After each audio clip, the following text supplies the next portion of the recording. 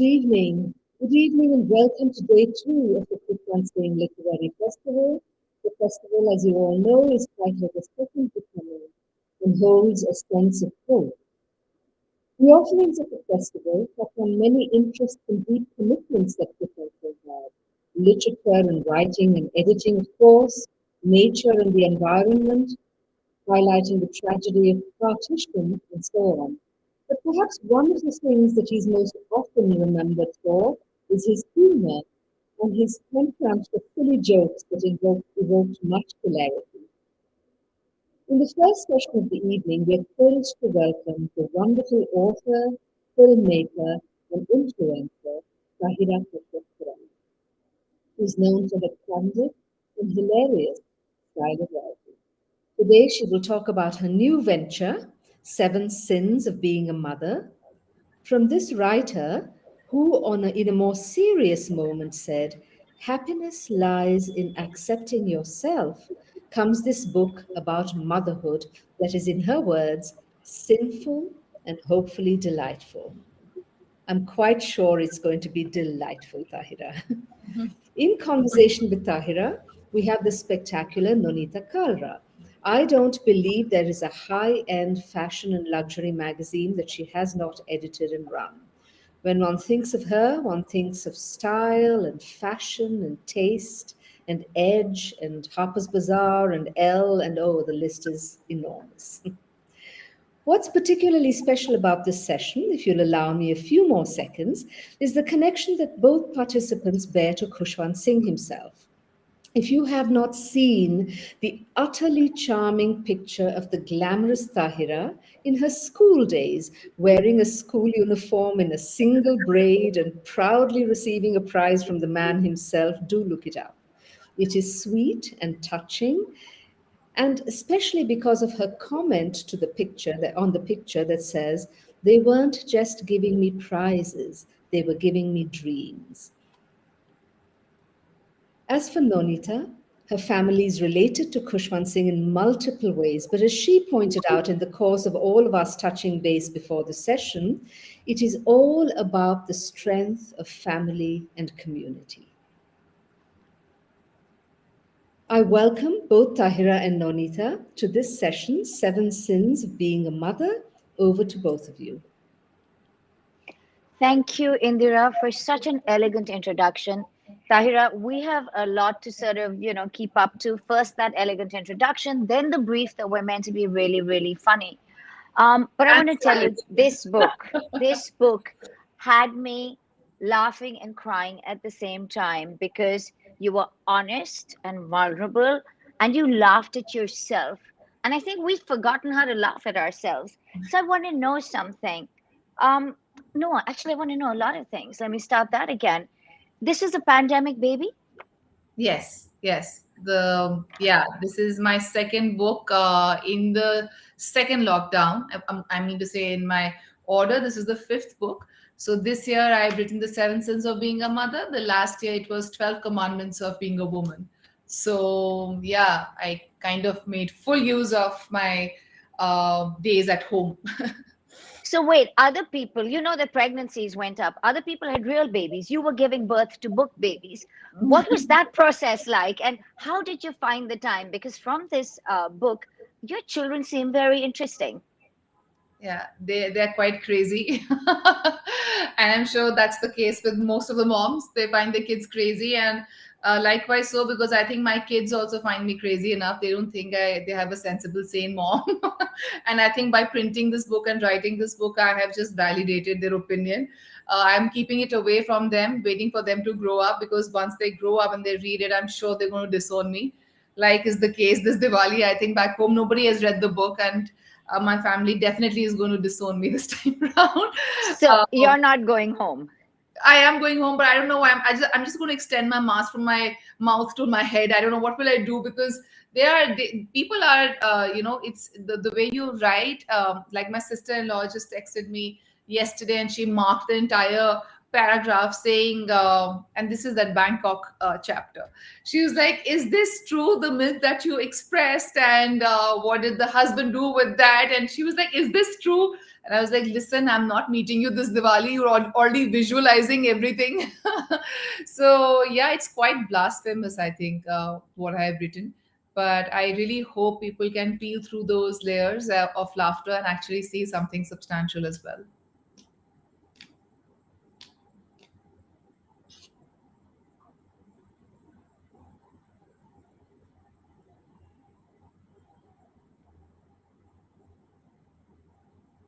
Hello, Tahira. Hi. We seem to have lost Nonita. No worries. Yes. So we're back together.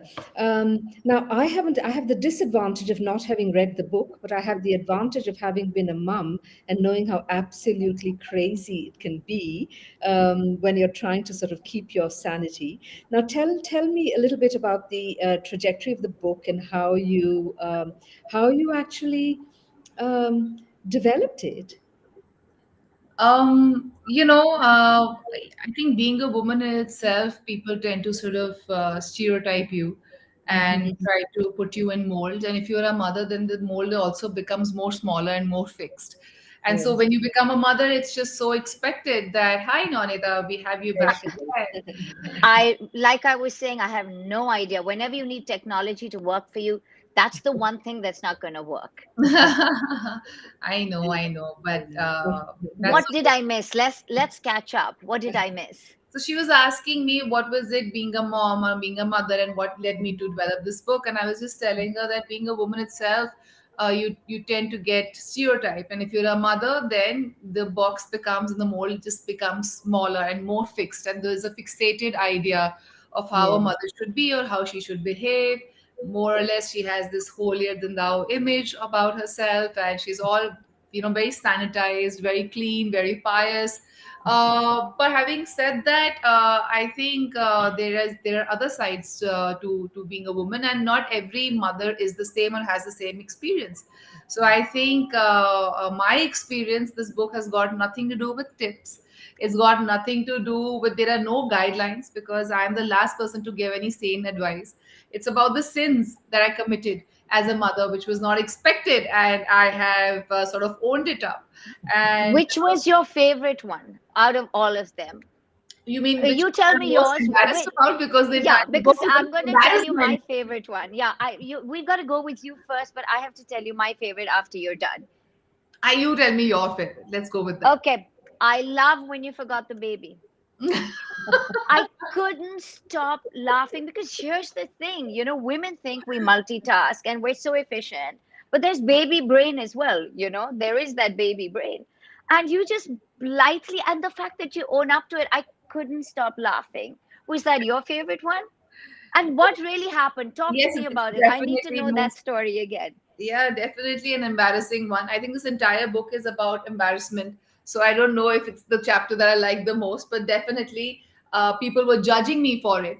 And so this so happened that I was in the rigmarole of bringing up my child, and I was like, listen, enough. I need to go back to Bombay and spend some time there. And so my friends treated me, and then we all go for this lunch and we have the same conversation for the first time, where I'm just not talking about diapers and potty cleaning and I'm not burping and milk, and I was just having sane adult conversation. And it was the most liberating experience, trust you me, after the 9-12 months. And then and I'd taken out my favorite lovely designer bag and I looked my best, and my baby supported me. He was sleeping all throughout in the pram. And then when it was time to go, I paid my bill, I picked up my bag, and I go to the lift, and the waiter comes running after me. Madam, madam. I thought he's saying that I've forgotten to pay the bill or something. And much to my horror and shame, because there were other people in the lift, he said, "You've forgotten your baby." I think, who does that? I got my bag. I forgot my I baby. mean, I'm not saying anything, but like you said, it was your favorite designer bag, and by then it was not your favorite baby, right? No. No, I just feel that there is too much there are too many expectations of us, like the word multitasking that is attributed to us. I just feel, I don't know whether to take it as a compliment, because I truly, if given a choice, I don't want to multitask. I just want to do these particular few things that I choose to, like how the men have that sort of an option. And I don't take that as a compliments. So today somebody says, oh, you can do this because you can multitask. I was like, is this an alibi for your complacency? Because I don't want to multitask if that's what it means. So please go on, do the chores and take on to the errands, but don't put it on me. So So tell me something. Was my story the same as yours? Was it, or did you have another favorite story? Was it the one where your son negotiates with you? Because I could not. That was another favorite of mine. the So bride. tell me, which was your?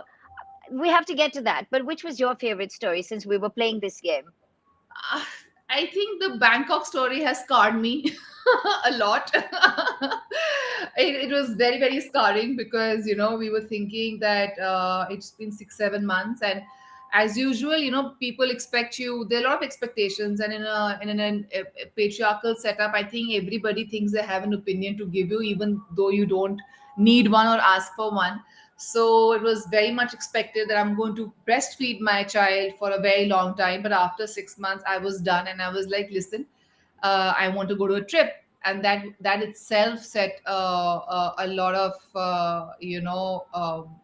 scrutiny amongst many, many people. But thankfully, my parents supported, and I went for a trip to Bangkok, out of all the places, with my husband, leaving my child behind, a 7-month-old child behind.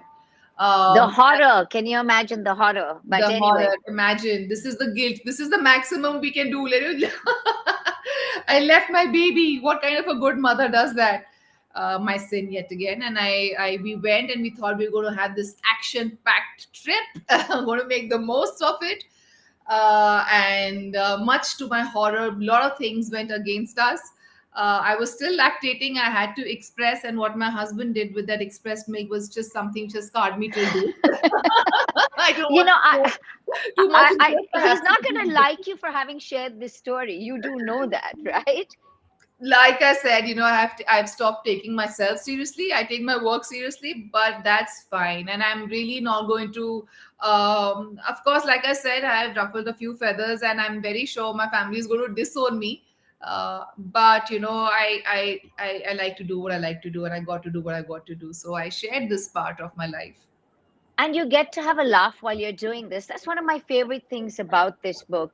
You're honest, you're funny, you're incredibly vulnerable. And maybe we need to talk about sitting in this space, about the many roles humor plays. You can use it to deflect, to create a sense of intimacy. I like that you can also use it to laugh at yourself. And I think that's the nice thing about your book. You're laughing at yourself so hard that someone would think that you've almost peed in your pants laughing. Were you laughing when you were writing this book? Talking of peed in my pants, you have to read the 12 Commandments of Being a Woman. There's a chapter on that too. Why did I think you would leave that one alone? I mean, I'm so sorry. Of course, you set me up. Thank you very much. You That's must not read what you that. do. No, but I have led, very honestly speaking, and I'm being very honest yet again, that in my 20s, I have led a very pretentious life, and I was always, always bothered about what people will think, what people will say, how do I talk, how do I behave, how do I look, how much do I weigh or do not weigh, or how long my hair is or not, what color is. I have most part of my life, I have actually thought about that, and that only took me down. And so then I just decided to let go of this garb, of this pretension, because it's not taking me anywhere. People are, as it is, not going to be happy, so at least I should be happy with myself. And that's when this side of me came up, and this is my truest version of myself, where I like to address things, but it's laced with a lot of humor, self-deprecating humor as well. But that's what keeps me going, and that's what gets me going. So yeah. So you found this version of yourself in your 20s. Before that, were you serious or were you just I a bit of a found it. jerk? So I'm taking that as a compliment.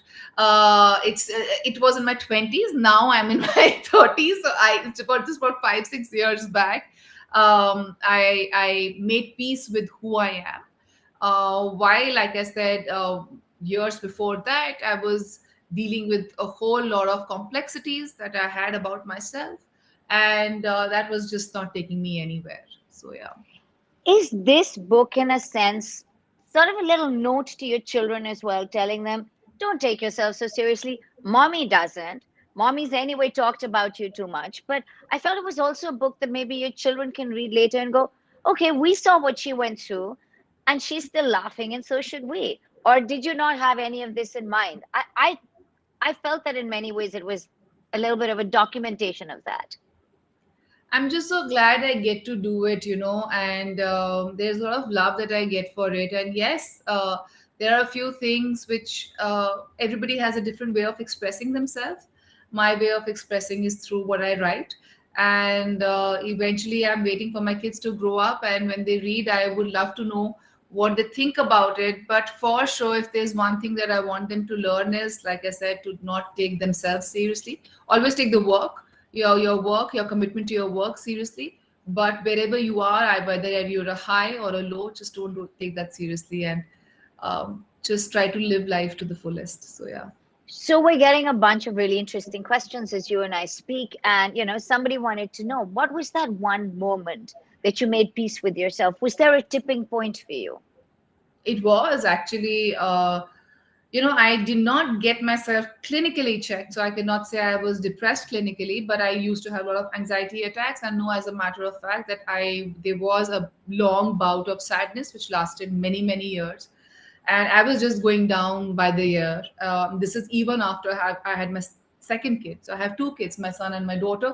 Even after I had my second kid, I was just going down and down and down. And I think that was the tipping point. I think I don't know. I was very hopeless in life. And that's when I came across a lovely, lovely philosophy. It's called Nichiren's Buddhism. And Mm-hmm. I practice.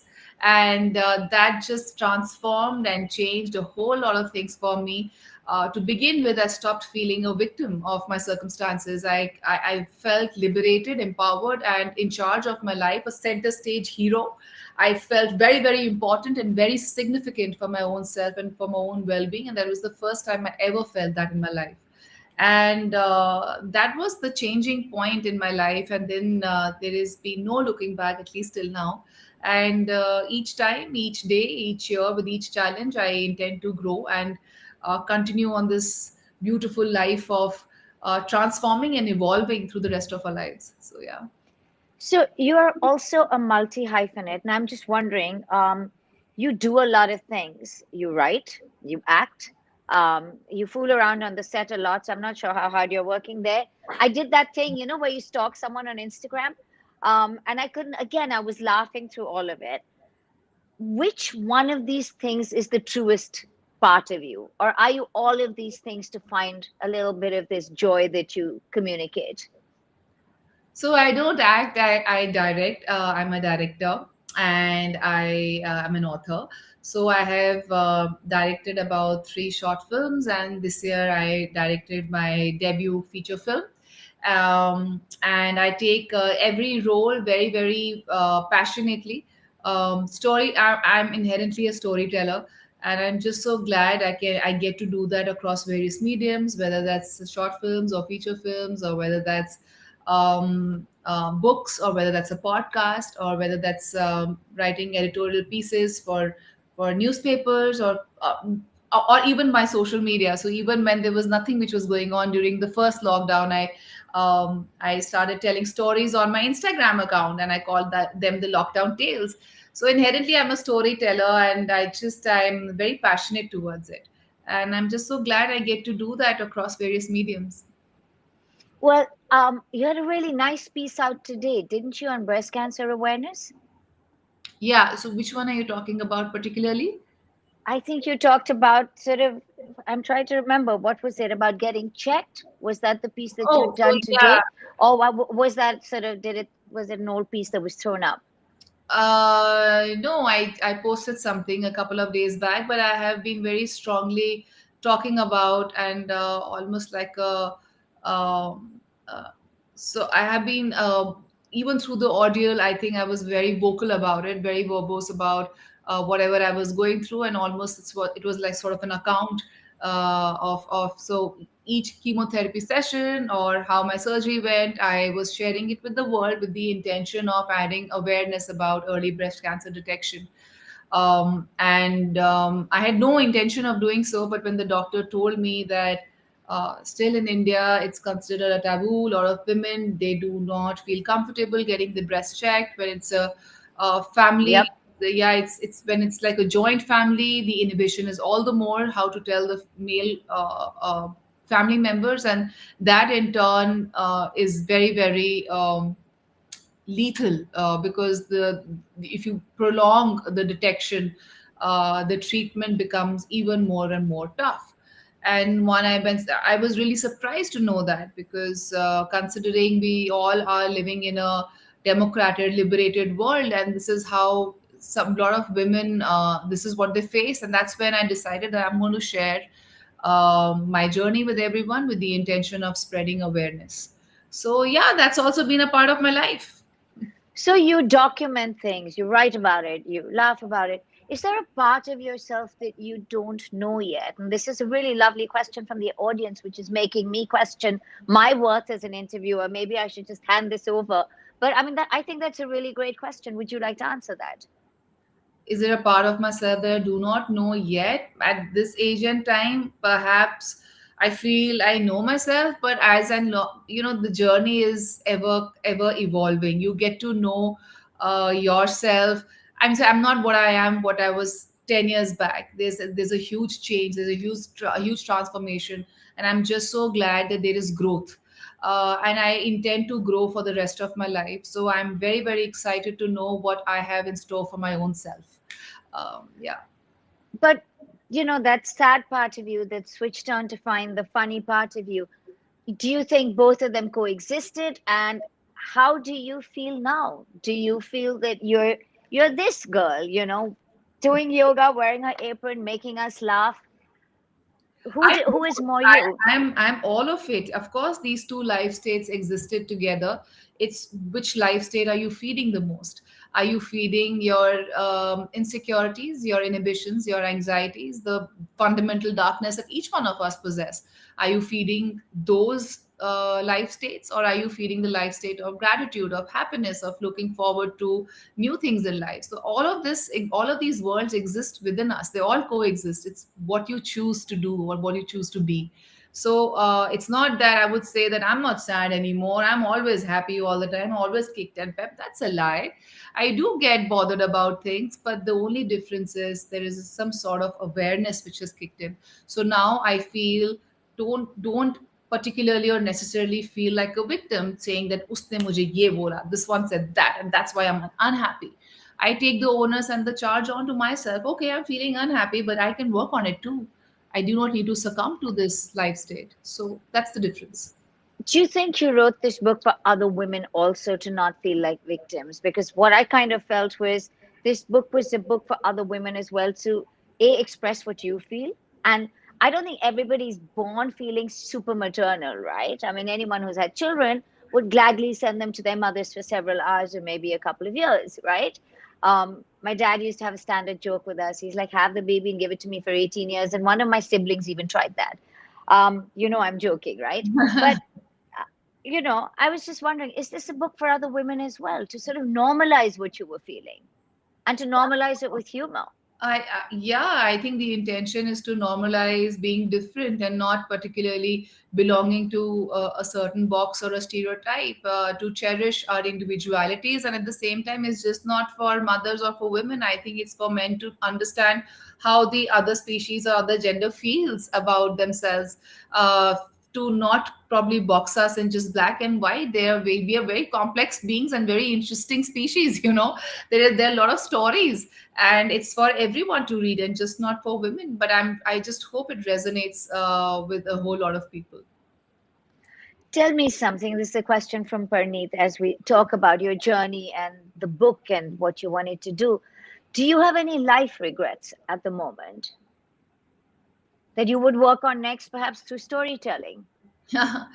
No, I don't know. There are no regrets as such. I'm just very happy in the place and time that I am in, and it's a subject, the effect of the causes I've made in the past. For whatever I've done, whatever I've been, however I've been educated and brought up, has led me to where I am today. And if today I have gratitude in my heart, then there is no regret. So you have no regrets, like you said, not even when you go home and you're going to have to use your face mask all the way up to cover your head. But tell me something.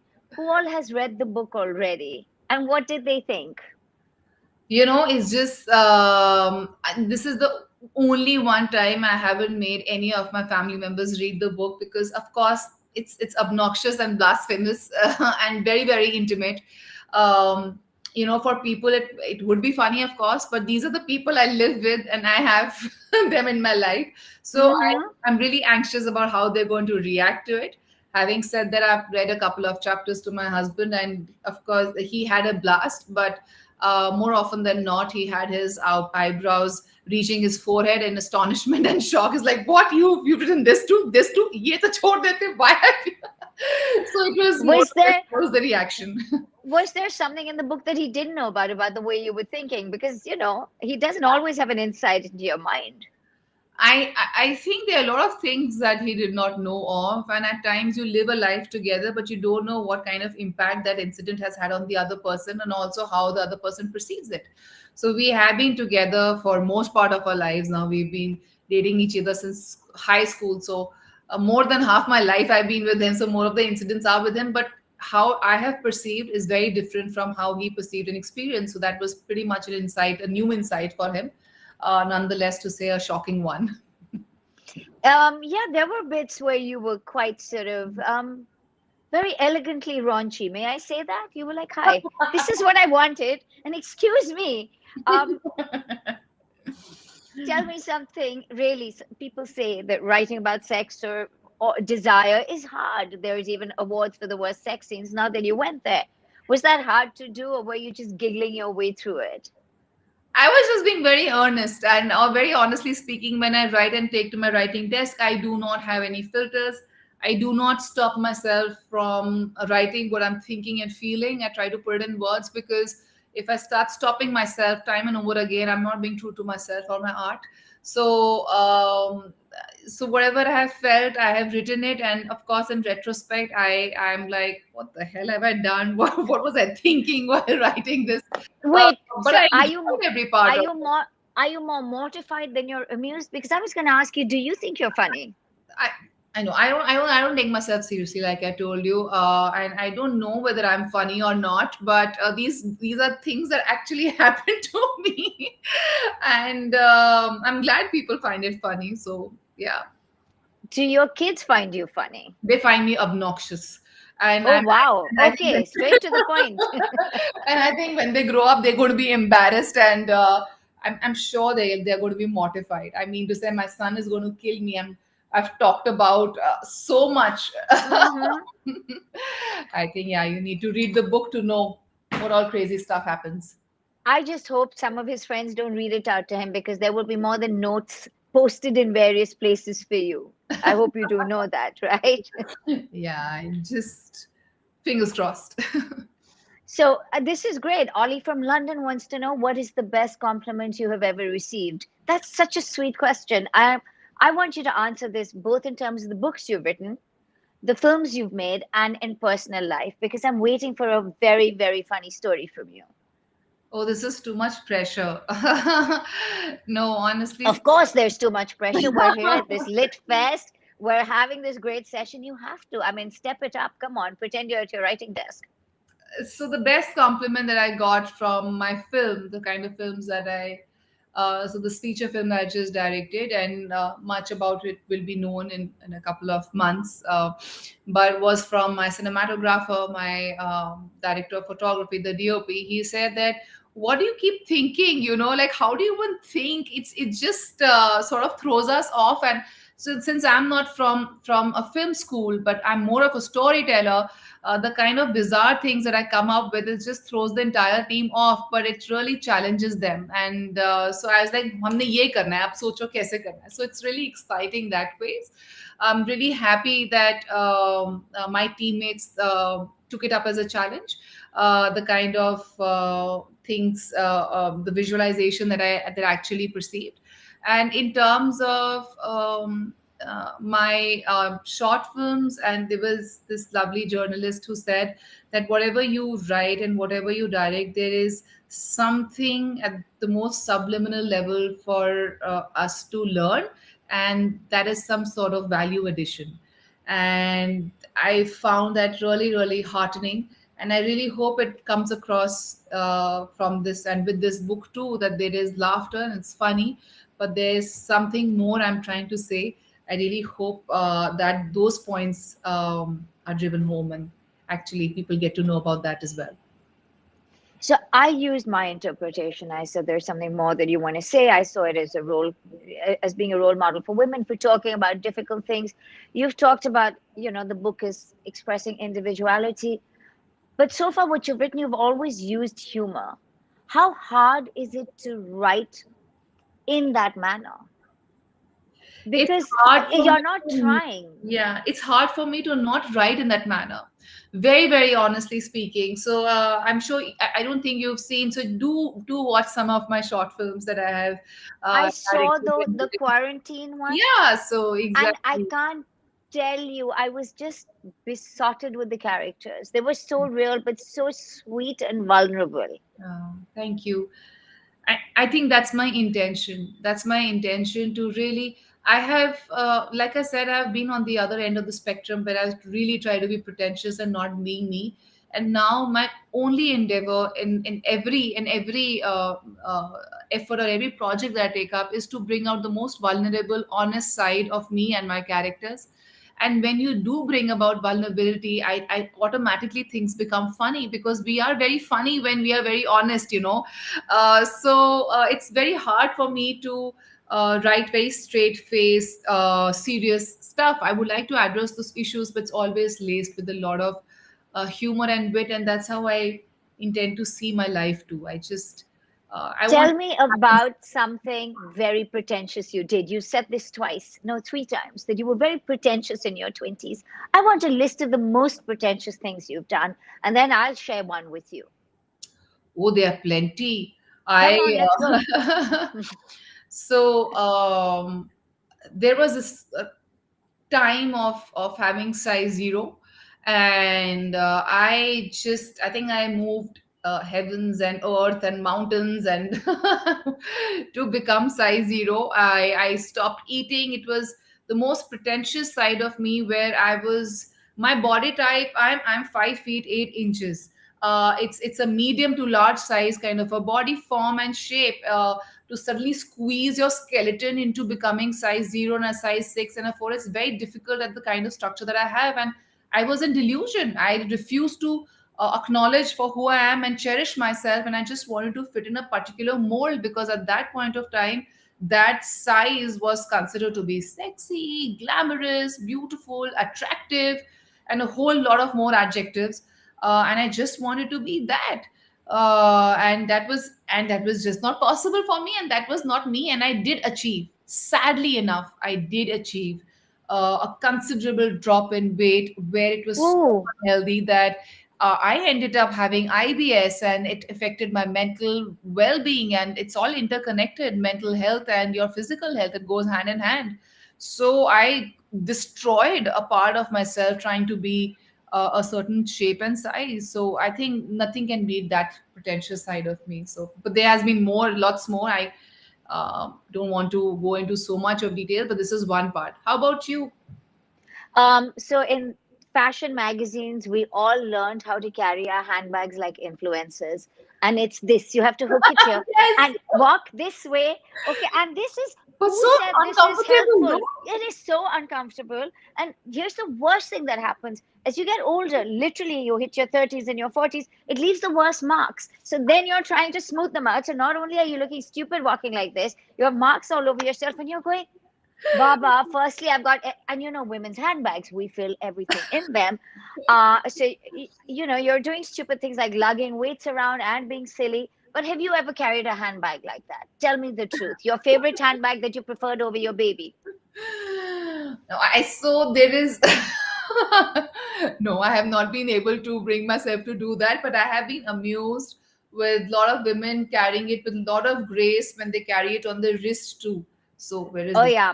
so right here Yeah. also they carry it like that, and they carry it very beautifully without judging them. But I I feel very awkward. I feel as if I'm handcuffed. Like, what am I supposed to do? So the only type of bag that I can carry is either in my hand, or it's like a cross. A What do you call that? crossbody. A crossbody. A crossbody. Yeah. That's Yeah. that's more my zone. But yeah, it's tough to carry. But I have a lot of appreciation for women who do it, and it looks good also on them. They do it well. No, it looks great. I'm telling you, we all learned how to do it, but it didn't work for me.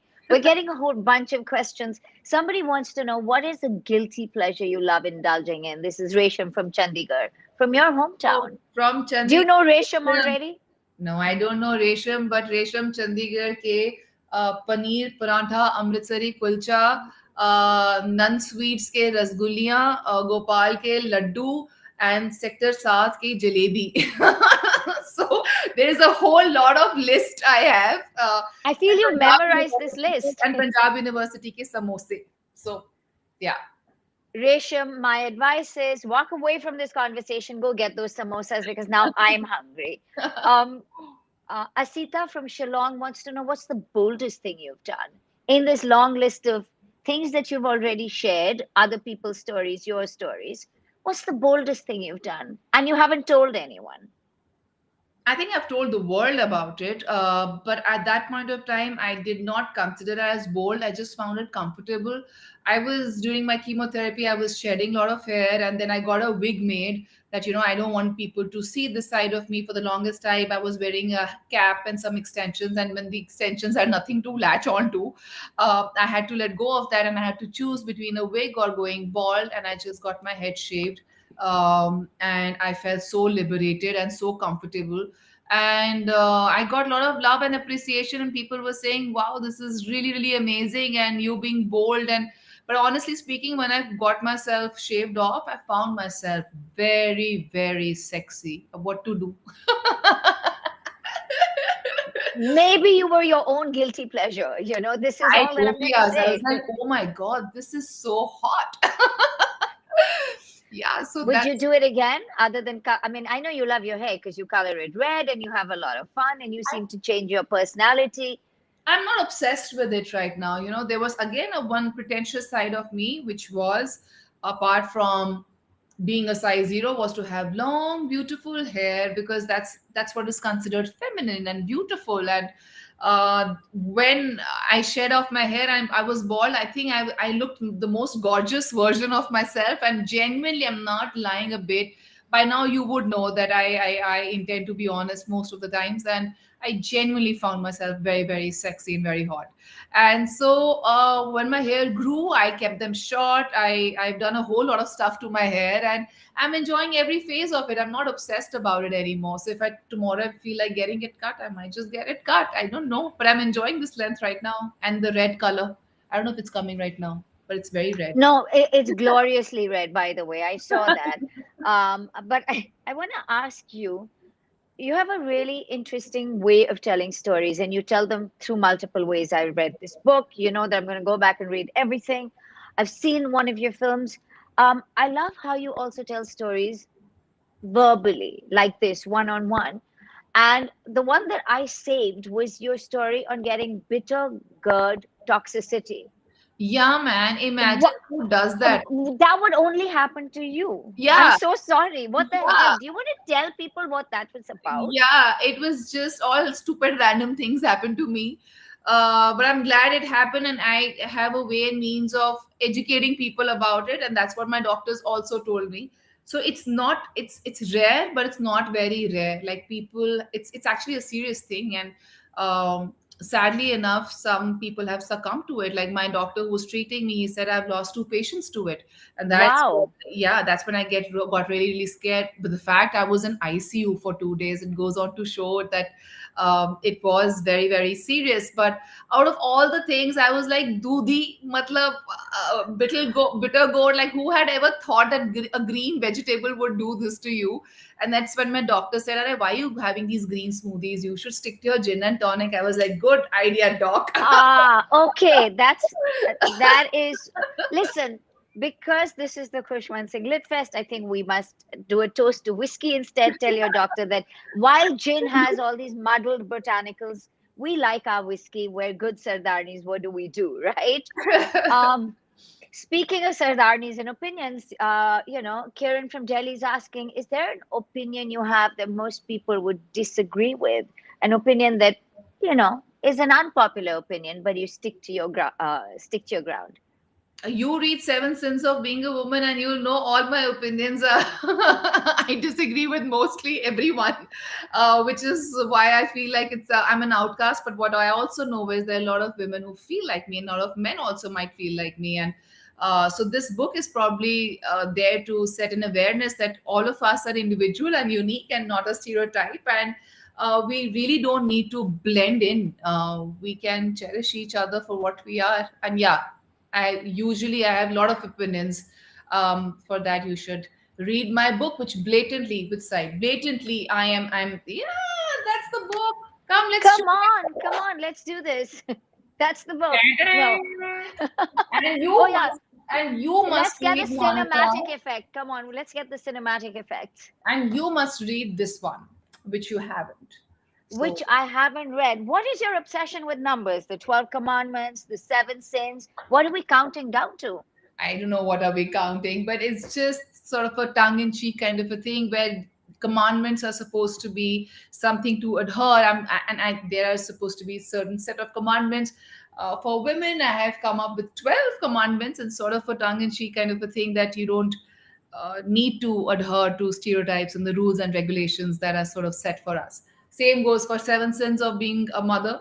There are certain expectations of a mother, and this is a sinful journey. And I'm sure a lot of others and lot many of us have had that journey.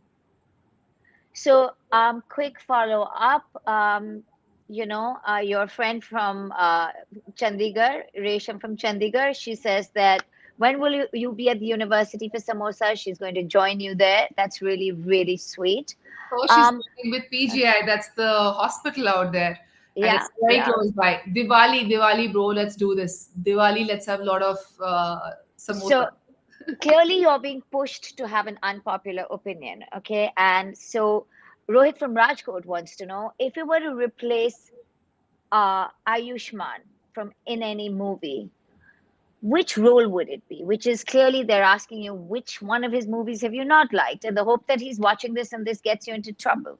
I don't think that will get me into trouble. My book might get me in trouble.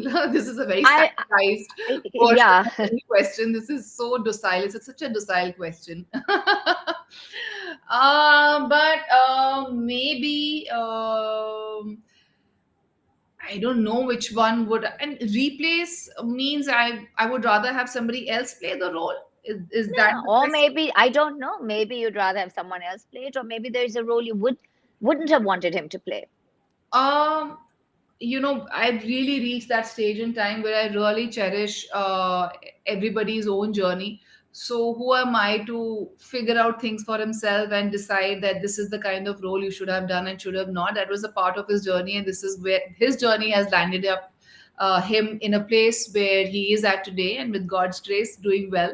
So there's absolutely no replacement, no regrets, no nothing, because whatever we have done or whatever he's done, it's landed him at this position, and he's very happy to be here where he is. So So tell me something. Do you ever, in private, give him an opinion or tell him something that you know he won't like?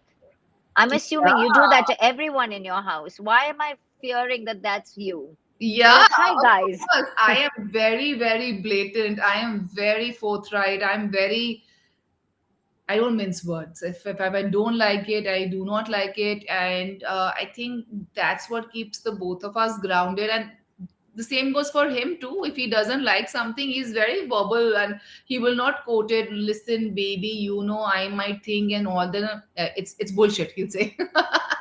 And that's what it is in our house. So we are very, very honest with each other. And yeah, and more often than not, I am the one who's more blatant and blasphemous, like I said. So Like we couldn't have guessed. But tell me something. What advice would you give people in to find their own voice, both personally and professionally? Because you've done both. And I would love to know what you would tell younger people or older people. How do you find your voice personally and professionally? Do you have some sort of system or, you know, I mean, surely you don't want them to go through grief to find it. So what would you yeah, tell them? I went through a lot of that, and I did about multiple jobs. I did about 7 to 8 jobs. I was in the corporate sector. I did well. But was I happy? No. And it took a Mm-hmm. long time for me to figure out what I wanted to do in life. So my one only advice is it's never too late or early to start working on your dream, something that you're passionate about. You must find something that you're passionate about, must have a mission in life, must have something to look forward to.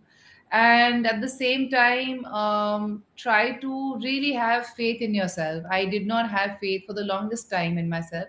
Not that I'm the biggest success story right now, but at least there's a lot of acceptance and I'm enjoying wherever I am and whatever I'm doing. The idea is to do that. And the only reason why I could not do that earlier was I was always in my shell. I was bothered about what the world would think.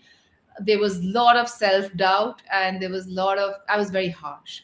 So really we should not be harsh to ourselves. There has to be a whole lot of self love. We need to be the center of our universe, and we need to seek for ourselves first, and everybody else, everybody meaning your children, your husband, your wife, everybody is secondary. It's almost like we're sitting in an aeroplane, and then when the air hostess says you need to put the oxygen mask on yourself before putting it on other people. If you can save yourself, you can only save other people. You can be happy, it's only when you can extend that happiness to everybody else. So I really am a strong advocate of selflessly being selfless, which means have a lot of self-love for yourself. I can see that almost as a title for another book that you would write. We're getting a couple of questions from people who've logged in, and I would love for you to answer them. So let's pretend this is the current Johar moment where I'm asking you those rapid fire questions. Okay. Let me see. Sharon from Panjim wants to know, if you could wake up with someone else, who would you like to be? Okay. Myself. Honestly speaking, I truly am. I might sound very bookish, very convenient, but why would I want to be somebody else when I'm really thoroughly enjoying the place and space that I am at, right? And I've earned this, so I really want to be myself. But if they were doing the movie of your life, who should play you? By the way, I want to tell you, I didn't think about it. Someone asked me this, and without any embarrassment, I said, "Do I want Dev Patel to play me?" And they were like, I just think he's very Of cute. course, of And course. I don't see why I shouldn't be played by a cute man. Of course, why not? Honestly speaking, I haven't given it a thought. I don't even think um, a movie should be made on me. But wow, it's They may just, you've got to very think about flattering. it. It's very flattering. You've got to pick somebody. Come on. I have an actor at home, so maybe Aishman. And Okay, since he's that takes played us to the Dream Girl next and all. question. Hmm. Yeah, but it takes us to the next question. Will we ever see you in a movie together? Julie wants to know from Imphal. Oh no, I mean to say I would love for to direct for sure. It's going to be a pleasure. He's an amazing artist. So I would love to direct him, but I'm a off screen, behind the scene kind of a person, not on. So yeah, that's the only way we can collaborate. Are you not the life and soul of a party? Why do I feel that you're not sort of a behind the scenes person in your life? I need to know this. I bet people wait for you to walk in and then it's a laugh a minute.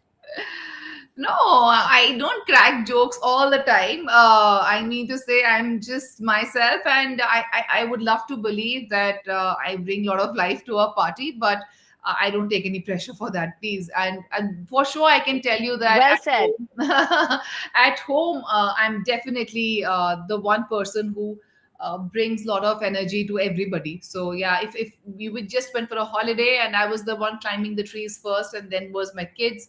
So I am more into, yeah, I'm an active person, I think. So Purna from Indore actually asks a really beautiful question, one that I should have asked. What's your favorite part of being a woman?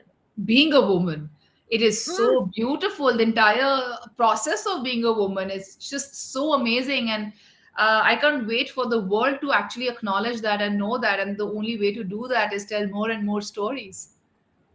So Lalit from Gurgaon has stolen my next question. If your life was a book, what would be the title of your biography?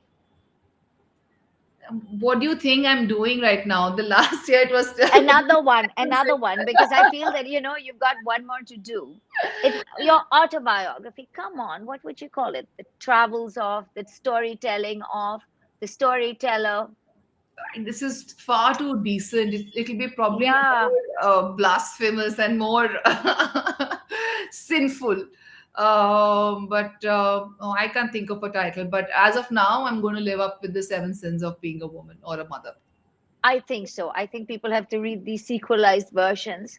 Before we sign off, I wanted to ask you, I saw that really beautiful photograph with Khushwant Singh, and it was, Indira talked about it, and you've done a really lovely post. But I want to know if you remember meeting him, because for all of us who are writers and readers and storytellers, I think his work is something that I can still read, and I'm just blown away by how it feels like he's talking to you. Of You write course. in that style. Tell us about meeting him. I What was, do you remember? I think I was 9 or 10 in that picture. And of course, we all were very excited. I knew there's a prolific writer and an author who's coming, and to get an award from such a person, and the love and the adulation he was getting from everyone. And I always love telling stories. In my report card when I was in pre-nursery, I was like a 4 or a 5 year old, and I still have that report card. My teacher said that she is the grandmother of the class. I used to love telling stories even as a 4 or a 5 year old. And to have this amazing author coming and sort of giving me my prize, it was hardly a 10-second encounter, but it really, really inspired me. And it was one of the most beautiful moments of my childhood. You had a lovely selection of photos. Have you kept those prizes? Those prizes were books, actually. Oh, So nice. yeah, in our school, whoever used to get an award, a literary award, they used to give us books. So at that time, it must be a kid's book, and I must have read it. The certificates I have, of course, the prizes, the books I've read, and I must have passed it on. This has been a great conversation. Thank you so much for joining us at the Khushwant Singh Lit Fest. I'm sorry about the slight technical problems we had, but I always count on technology to let us down. Tahira, your book is great. I know I'm going to be reading the other one as soon as we disconnect. That's how I'm spending my Saturday night. That's so sweet. Um, but keep writing and keep us laughing. Thank you so much, Thank you and so thank much, you, Monica. everybody. It's such a pleasure talking to you. Thank you, Indraji. Thank you. Thank you. Oh, no, G. I mean, I'm so in awe of this wonderful book that you have written. I'm going to go and get it straight away. I have a very naughty story also about when I was nursing, but not perhaps not on screen. Okay, we're taking this conversation offline. I'm calling you both. It was lovely. Can't wait to read the book. Can't wait for more. I think I'm dying to know about how your children are going to respond to this. So maybe that's going to be another book in due course. Um, no, but Imagine the reaction of my kids to my books. It's going to be a book in itself, I'm very sure. yes, I think so. I imagine A so. book and some therapy. Don't worry. 100%. That's right, Nice one. exactly. And you were a wonderful moderator, Nonita. Really, really just got right through to what this is all about. So thank you both. And yes, again soon somewhere, I hope. Yes, Thank thank you you so so much, much. guys. It was such a pleasure. Thank you. Bye. Thank you for having us.